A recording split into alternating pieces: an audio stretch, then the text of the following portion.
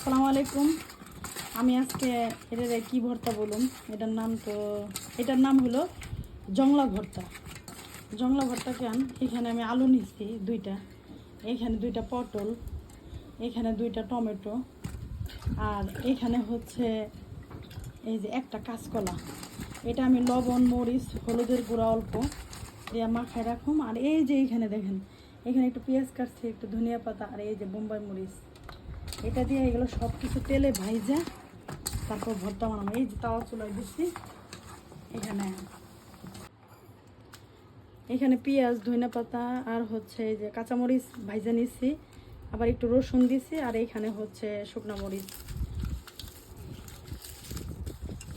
আমি এখন এগুলো একটু লবণ দিয়া মাইখা নেব ইনশাল্লাহ। এখানে এখানে টমেটো, তারপরে হচ্ছে আলু, তারপরে হচ্ছে এটা হচ্ছে কাঁচকলা, এটা পটল, মানে সবই ভাইজা নিচ্ছি। এখন এগুলো দিয়ে ভালো করে মাখাবো। হ্যাঁ, আলহামদুলিল্লাহ ভর্তাটা হয়ে গেছে। এখন একটু সরিষার তেল দিয়ে দেবো, সরিষার তেল দিয়ে ভাজছি তো। আর এখানে হচ্ছে একটা বোম্বাই মরিচ, যার পছন্দ সে খাবে ইনশাল্লাহ।